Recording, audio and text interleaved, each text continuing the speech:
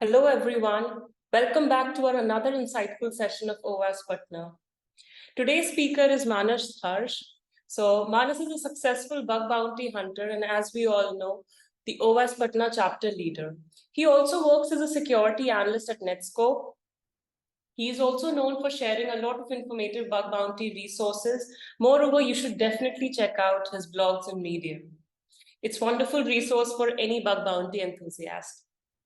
In today's session, Manas will be leading us on how to move forward in bug bounties. Hello, Manas. We are delighted to have you today. Hi everyone, hi Alia. The floor is Um, all yours. okay. Hi everyone. This talk is basically focused on bug bounties, or let's say if you're doing it, if you're doing bug bounties. So if you're stuck somewhere, how do we move forward with it? And what do we find? Like sometimes what happens is we have a lot of low hanging bugs and we don't get bugs, right? So this talk might help you to get something out of it. So let's move forward. Um, about myself, I'm a security analyst at Netscope, and I do a lot of bug bounty on CNAC. I was a CNAC hero in 2021. I don't do that much nowadays, but still, I'm active. I play a few games, like computer games, and I'm handling OWASP chapter with Alia and Rahul. So that's about it.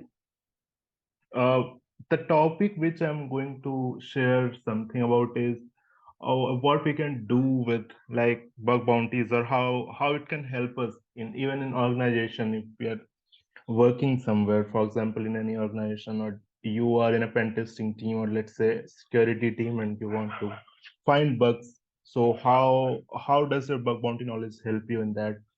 So also how to make connections. As we all know, we have a lot of conferences, or let's say we have different chapters running on in different areas of country. So you can join in your particular city, those all things as well. So this talk will go around that. So let's move forward. First thing which I wanted to share with everyone who is here is like some bugs which are really good, but since people are getting them a lot, and the moment people jump into an application to find bugs, they just get into it and try to find these bugs. So these became low hangings. Like in recent times, though these were not bad bugs, obviously the well paid bugs, and you will find these bugs a lot in web applications if it's not configured properly, of course. So we have stored accesses, IDOR, then OAuth misconfigurations, which has limited test cases, then host error injections and chains. When I say chains, it means like if you chain it with SSRF or related vulnerabilities with that. Then we have data exposure, let's say with GitHub, GitLab, or anywhere where you find secret key credentials, and then you can move, like use it forward to log into any application, or let's say any uh, subscription or anything, something like AWS. So those are the things. Mm. So regarding these low-hanging bugs, like stored accesses, we all know like the moment people jump into application, they log in, they create different accounts, they try to find input fields, and then if they are lucky, they find fields where data gets stored, and then like we all know how stored accesses work, right? So stored accesses is like with the time it became low-hanging fruit. Like I'm not considering those scenarios where we have to bypass something, which we'll cover moving forward in this talk.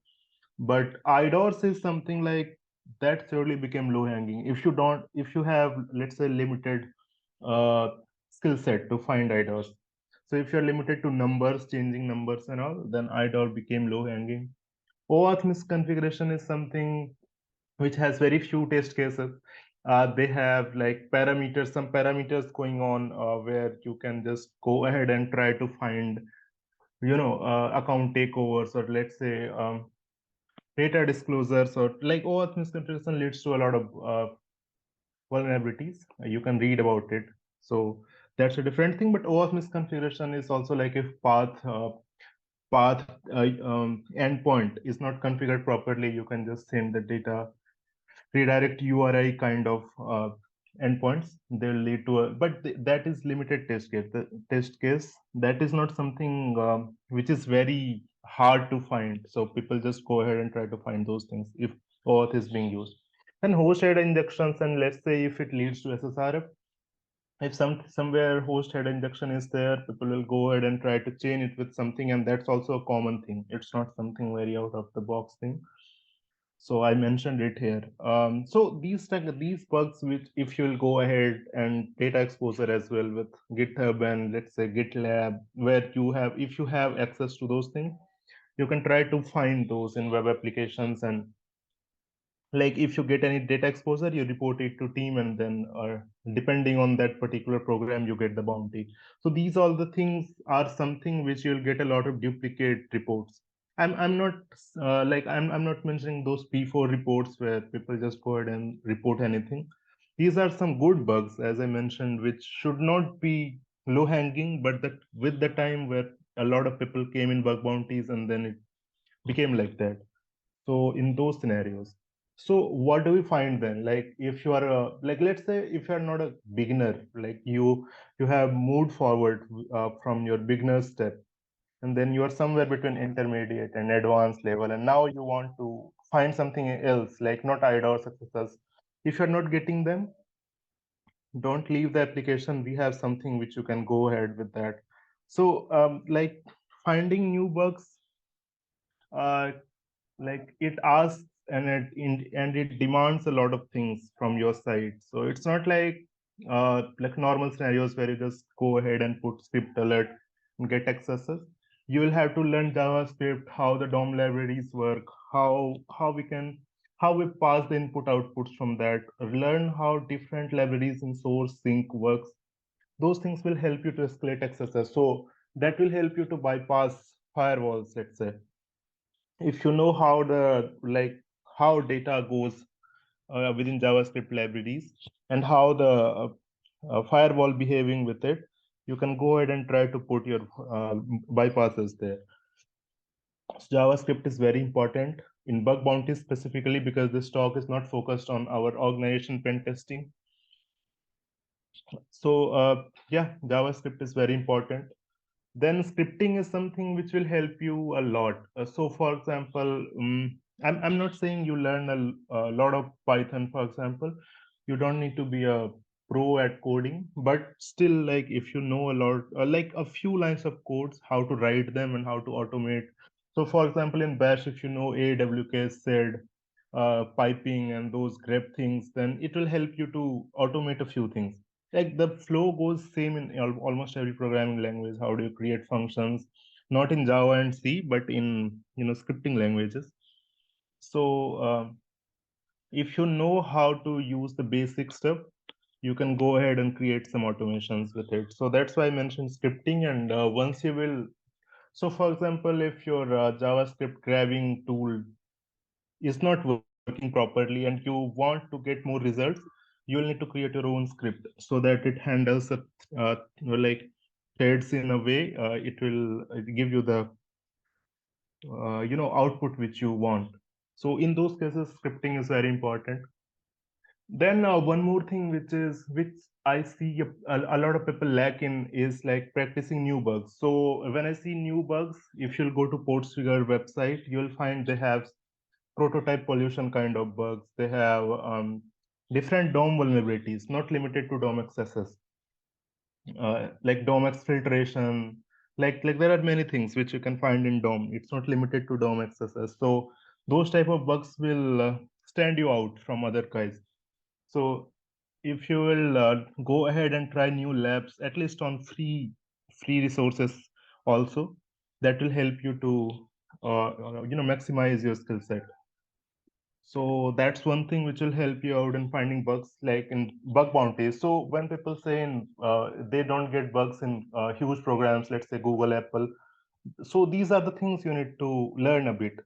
So you can't find IDORs and reflected accesses everywhere on those programs. So in those cases, when recon also doesn't help you, these things will. So you need to have that extra knowledge in terms of like that test cases. let's say for one vulnerability, you need to have a lot of test cases so that you can go ahead here and there and tweak the program a bit, and then you might find something. Then next point is like learning bypass mechanism, which is also I feel is very important. Once we talk about uh, bypassing mechanism, it's not limited to, let's say, accesses. Bypass could be anything could be bypassed, right? SQL injections, like let's say SSTI or SSRFs. How do we go ahead with SSRFs? It should not be with any going URL and third party resource where data is getting fetched. You need to understand how an SSRF could, the blind SSRF can work in different scenarios. Learn how different headers work in fetching data from external resources. So these things will help you. And then also, so for example, cross-site scripting is something which is not, like, name doesn't say what the vulnerability is. It's like it's a normal script which you are sending with the JavaScript, but the thing is, the website is not built in a way where any external resource can send the data, right? Or the script. So that's why we call it cross-site scripting. So if any third-party resource can input his or her script into it and send with the request, and if it gets accepted by JavaScript, it's called XSS. So like it's also called like cross-site injection, because like any injection works in that way only.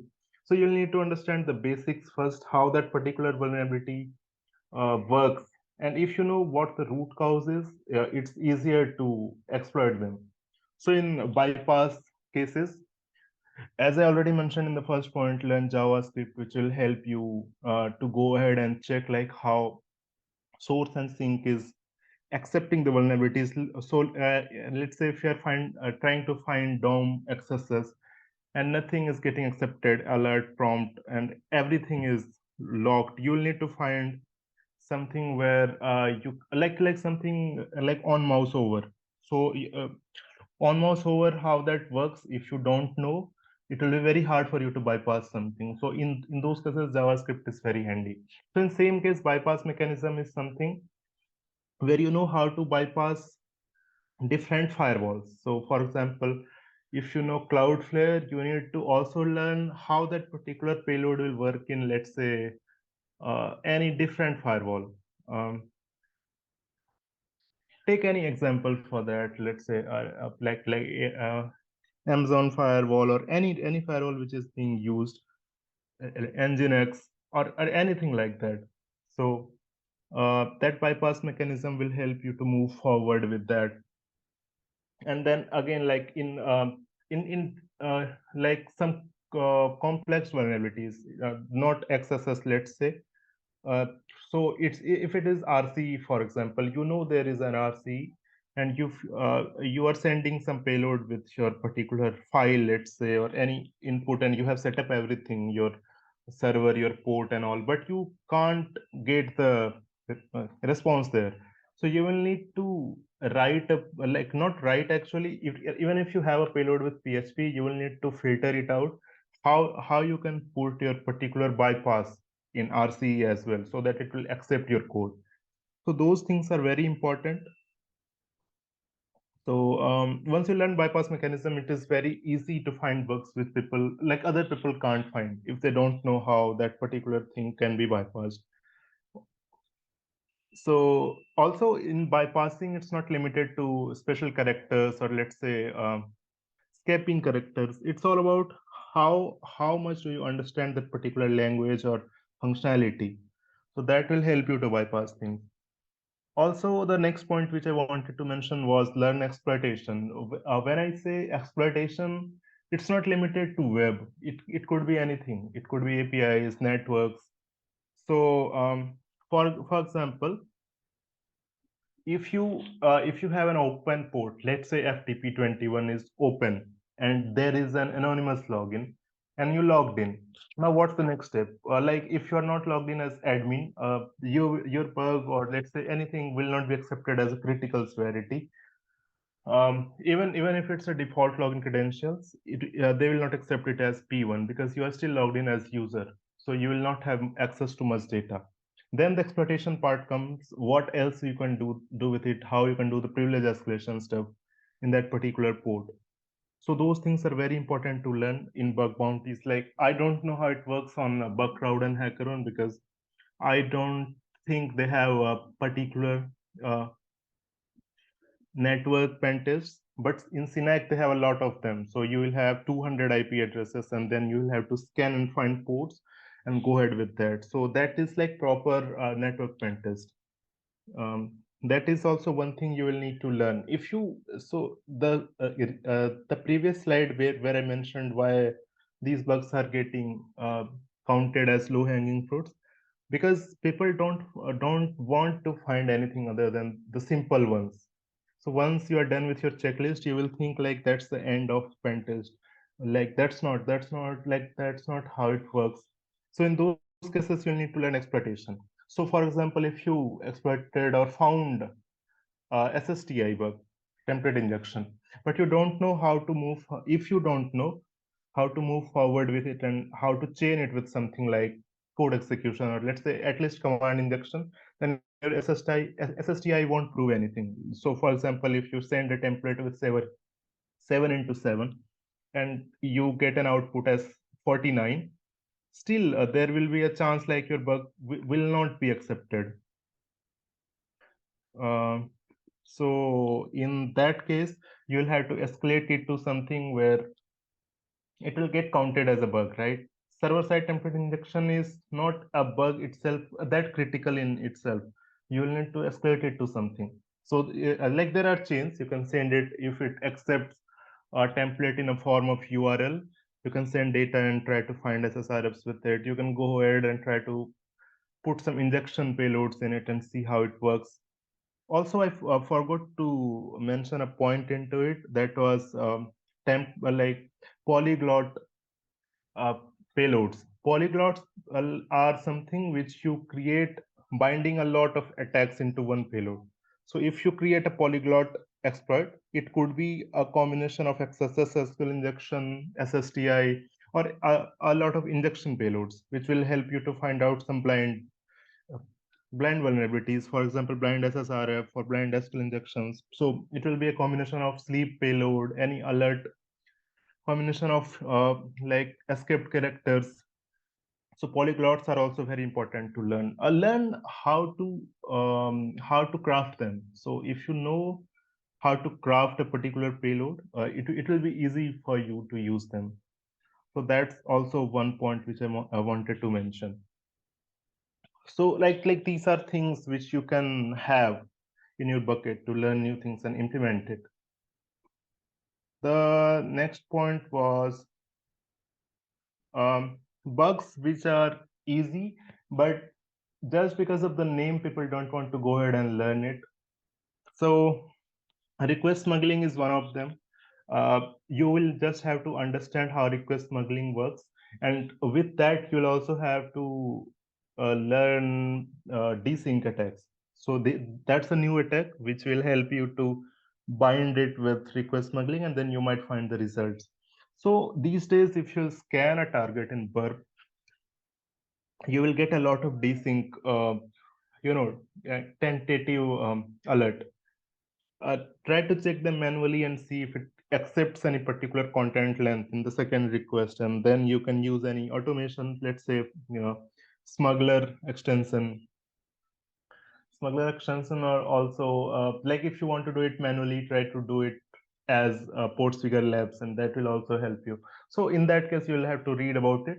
But as I meant, if the reason behind mentioning it on the points is like request smuggling is not that hard, and the applications which is like they are building application to accept HTTP pipelines.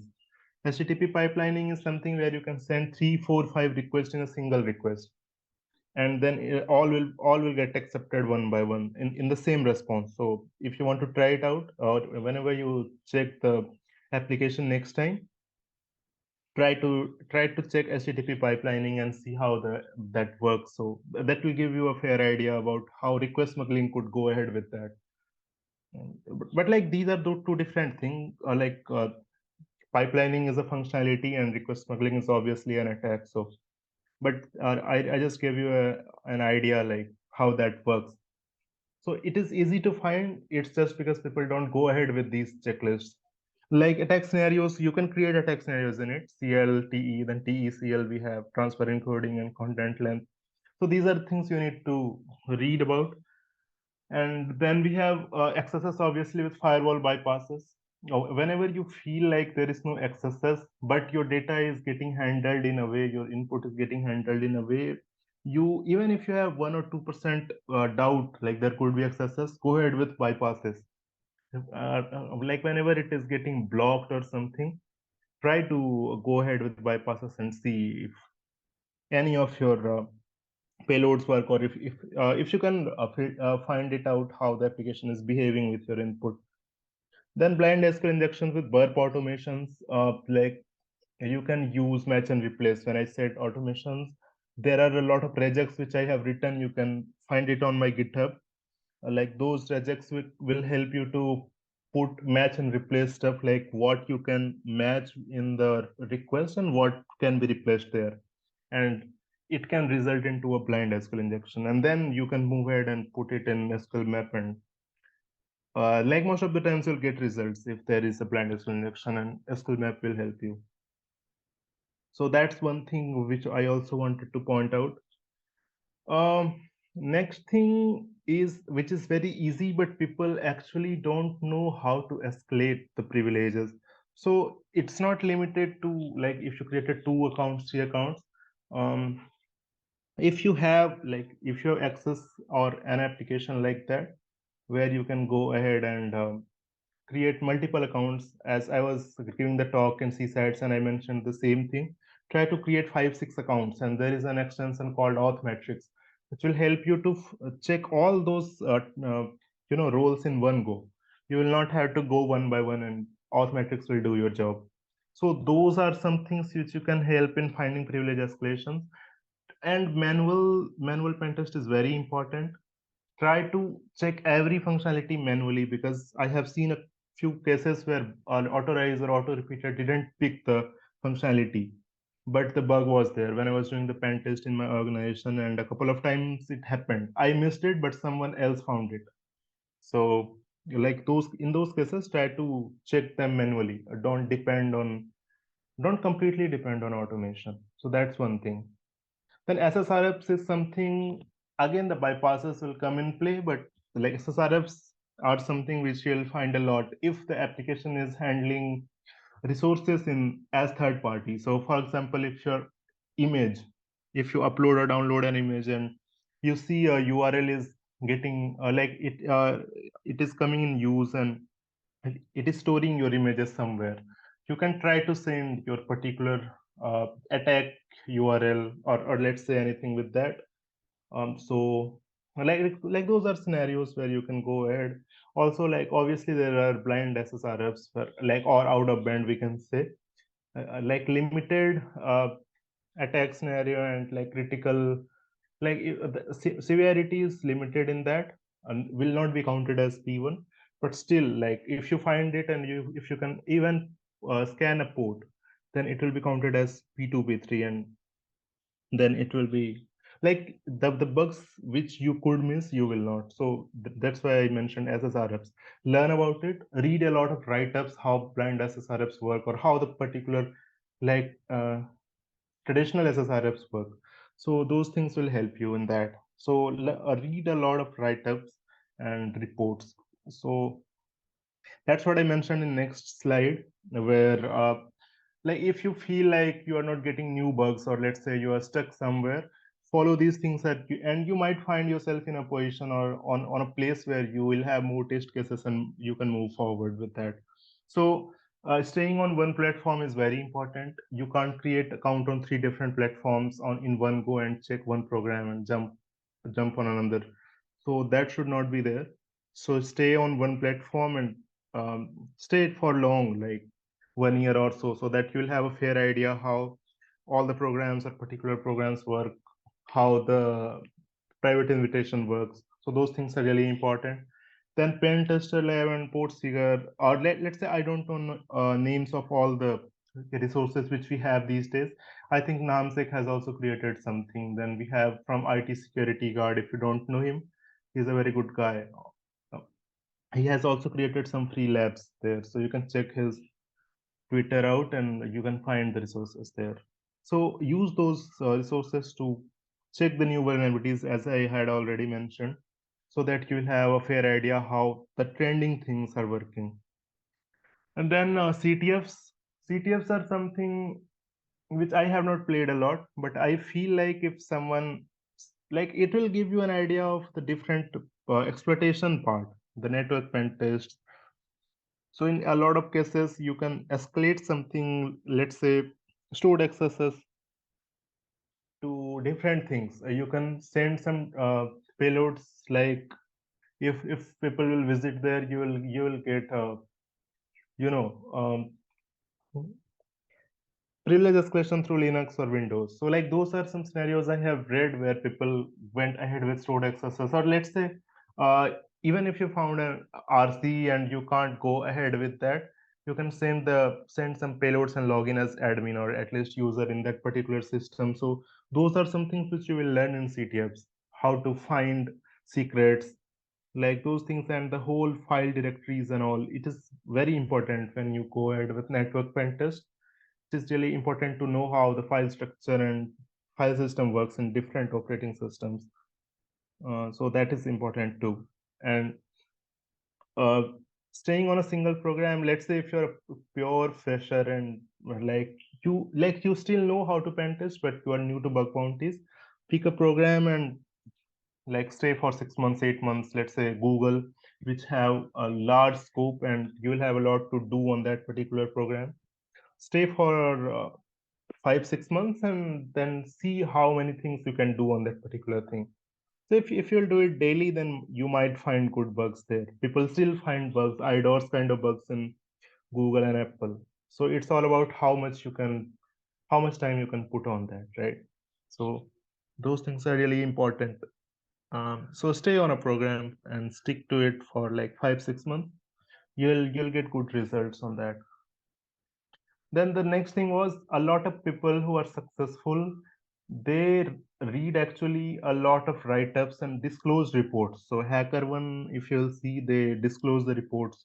They have a lot of disclosed reports, or you can go ahead and check report exploitation something. Like there is an account on Twitter which uh, shares the disclosed reports about bug bounties and all.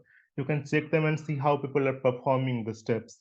That will help you to check the bounties. So always look in HackerOne activity. That is really helpful because a lot of good researchers will, their reports will be disclosing. So people will come into play and then they will pick the steps up and check the same thing out in different programs. So that is also very important. Write-ups are something which will give you an idea of like that is also kind of same thing but in a detailed way. So if someone writes a write-up, I'm not saying I'm not saying the blogs, on a particular topic. The write-ups about findings, how someone found a 6,000 bugs, like 6K bug or let's say 10K bug, and then it will give you an idea like how did they move forward step to step. So that's a detailed way of like disclosed reports. So these are some tips, or let's say things you can apply in your bug bounty, and that will help you out if you are stuck with your limited test cases. The last thing which I wanted to mention is it, which is very important if you are lacking in knowledge, or let's say you think someone could be there who could help you out. So go to different conferences, or if not conferences, because I know not a lot of them are happening every time in India. So you will have still time to meet people in your city. So some chapters will be running, and if some bug bounty hunter, or let's say any good pen tester also, he comes and he shares something with you, how he does the pen test on a particular application, how is the mindset working, what methodology he is using. Those things will really help you out. It doesn't matter how pro or noob you are. So even if you're a pro, there could be things you don't know, the basic things. So this thing will help you, and try to find the similar mindset, guys. Like, it should not be, if you're in bug bounties, people in pen test won't be able to help you a lot, because they don't do the recon thing, or let's say, uh, like, they don't put a lot of time on a single test case. Like, in organization pen test, we have limited time to do the pen test, so it's it's limited to test cases and the time we have. So try to find a bug bounty hunter who is active in bug bounties, and if he does, like, on any platform, so he'll help you out with recon thing or anything which you are getting stuck. So that thing is there. Then, like, the second thing is, if you are working in an organization, if you have good knowledge in bug bounties, it is highly possible that you would be able to put that mindset and find bugs in your particular organization, and help your product, or let's say your client, out in those things. So see, your pen test knowledge in organization might not help you in bug bounties a lot, but if you are doing a lot of bug bounties from 1 year, 1.5 year, 2 years, you would be able to find good bugs in your organization pen test and their products, because those are not highly tested with those test cases or the knowledge which you have, right? Not everyone is a bug bounty hunter. So um, those things are really important. If you have the knowledge, help your organization to find new bugs. Also, if you learn something, if you find someone seeks help, uh, go ahead and try to help him or her out, so that next time, if he will learn something or they will learn something from you, they'll help something out, and that's how the knowledge is shared, right? So if you learn something, if you know you can help someone, go ahead and help him or her, like. So in that case, the knowledge will be shared, and it will not be stored to you only. And that's how it should be. Like, I try to help a lot of people here and there on Twitter or LinkedIn, like, whoever asks something, and if I know I have time to do that, obviously I won't be able to exploit something for you. But if you will ask me how this thing works, or how the current trend is going, what the things are being found in bug bounties, so those things I can help you with. But obviously no one can exploit something for you, right? Nobody has that much time. And then again, like, people pay for the courses and all, which I don't think is really, like, nobody forces you to purchase their course, but still, if you have some, if you know how to use internet, you can pretty much find everything which they have created. So it's basically a waste of money, or like whatever you are putting in paid things. But not, like, exceptions are everywhere. You can try to put your money in something like Pentester Lab, which will help you to learn a lot of things, which, like, the practical scenarios, right? So those things will help you, but not everything. Where people make a bug bounty course, there is nothing called bug bounty course, to be honest. It's a combination of 10, 15 attacks, and then they will make you pay like 10, 15K for that thing. So it's basically waste of money. So yeah, I think that's all I wanted to share. And any questions do you have, you can ask. I would be happy to answer.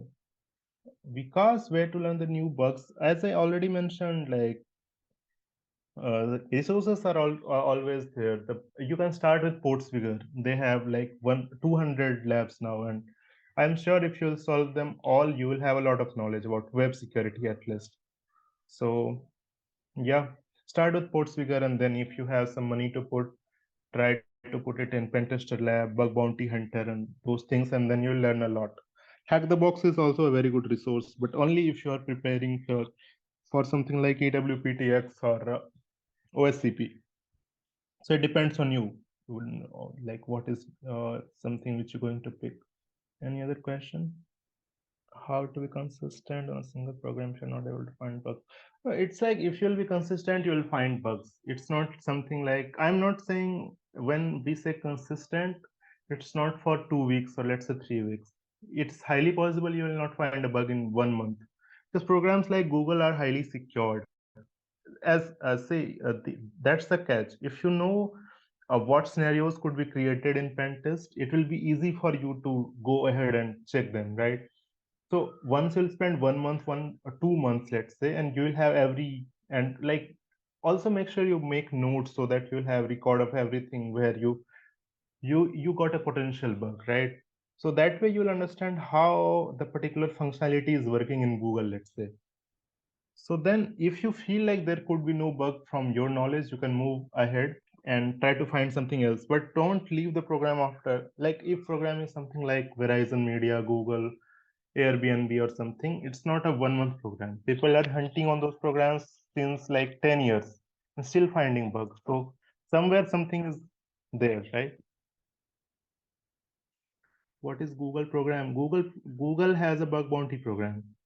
They don't operate from any bug bounty platform. They have their own program, Google VRT. VRT. No. Google something you can find. You can try to search and Google bug bounty program. You'll find it. Beginner. I would suggest big scope target because you have more to learn on that. If the smaller the scope, I like lesser the chance. The if you will have, let's say, 2 3 URLs only, you won't be able to get everything. What are your favorite targets to have? It's see, I in Synac, it's like different. It's not we get a lot of target names there. I don't even know what's the name of that particular program. You will have a URL and then you'll have credentials. You can log in and try to check the bugs. That's it. But when I used to hack, I was a top hacker. Like I was on number 1 on bug crowd in American Express. I was on second rank on Zynga. So most of my points were on these two programs. What is the request to the target for already? 200 plus bucks. See, it depends what is the target. So if you'll ask, Google has more than 1500 bucks reported till now, paid bugs, and I don't know how many um, bugs which are not paid, but they still considered a bug and sent something like T-shirt or a Google Mini or something. So if program is like that and a lot of acquisition, it doesn't matter if they are like there is 1500 bucks reported or 2000 or 200. Like they are pushing a lot of lines, like lots of lines of codes daily. So if you'll see their GitHub, Google GitHub, you can see the merges and see how many lines of codes are being merged daily. So the more functionalities they will put, the more chances of bugs will arise. So it's all about the program. So if you'll mention what kind of program you want to know about, I would be able to answer. Any other question?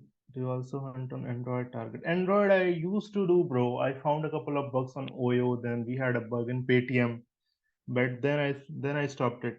Like Android bug bounty is something which is very limited. You will rarely find a bug, and even if you'll find it, it will be a duplicate. So, and there is nothing called private invitation much in Android. Even in Synac, if someone is like on level 5, they won't get Android programs much. So that doesn't make sense to put time. But yes, if you want to go ahead, you can. A lot of people do Android pen tests.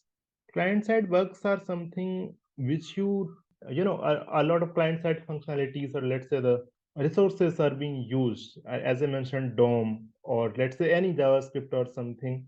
If you encountered with it, go with your checklist and try to find as many things as you can. So JavaScript is obviously not limited to XSS. There could be many things in it.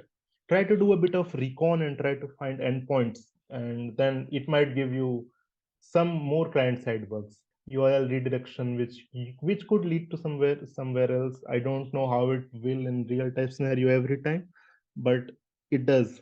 So in XSS case, I try to first, obviously, the obvious thing is put your input in every input field and see how the input is behaving. Then try to figure out the filtered characters, how if character escaping is enabled, disabled, whitelisting, blacklisting. Those things are important, and then you will like it. XSS is something which will take a lot of time to find out because there are a lot of input fields. There could be a lot of input fields, right? So that's one thing. Yeah. So that's how the approach goes. Manual testing or automation testing. If the program is, let's say, tiny, manual pen test. If program is like Google, automation will like that program will demand automation uh, because if there is no automation with you, you won't be able to go ahead only with manual testing because it will take a lot of time from you. Even if you want to find acquisitions and their subdomains, you will need some kind of automation, right? So, yep, both. I recommend both. Cloud security is like rising. Not see, cloud security is not something which comes in like especially the program will come as a cloud program, like we have web and network, right? It is a part of web, let's say. So a resource or application will be running on cloud, and then you will have test cases based on that. So like future is very good in pen tests. It is like you'll see if you log in cloud, and then you'll have a lot of test cases and vulnerabilities like privilege escalations, or let's say data exposures, permission type bugs and read write bugs, those things. But I don't do a lot of cloud pen test, to be honest. So I can't say how many bugs do you find in it, but scope is good actually. Only encoding doesn't prove it is secured, right? So you can always go for XSS and check. As I mentioned, bypassing things will help you out. So yeah, it is worth to go for XSS and injections client side. But again, it depends how the input is being handled. Once you know how does that work, it will be easy for you to check if you want to leave that particular attack there or you want to move forward. There is no tips to buy tricks to bypass firewall. You'll need to learn about it. That's why I made a whole slide on that. So learn and read about it. How the first learn how the firewall and restrictions work. So you will have the doc of that. So if you'll go to Cloudflare like website, read how they put the restrictions and like filtering characters and all. Once you learn that, it will be easy for you to implement bypasses. That's the only trick I can give you. In automation tools, so see, I don't use a lot of tools, but by the end of the day, it all depends on you how much automation you want to do. uh, Thanks Hers for the compliment. Do join next sessions. So like automation is something which depends on you how many tools you want to use by the end of the day. But the basic tools are one or two tools you need for subdomain, like finding subdomains. Then you will need something to find live subdomains, something like httpx. I used to do find domain subfinder for subdomain enumeration. Then we have AMS, we have Aquatoon, which will help you in a lot of things. Then obviously we have JS Link Finder, Get All URLs, GAU, Go. And then we have dear search which will help you to brute force the directories, or let's say FUF.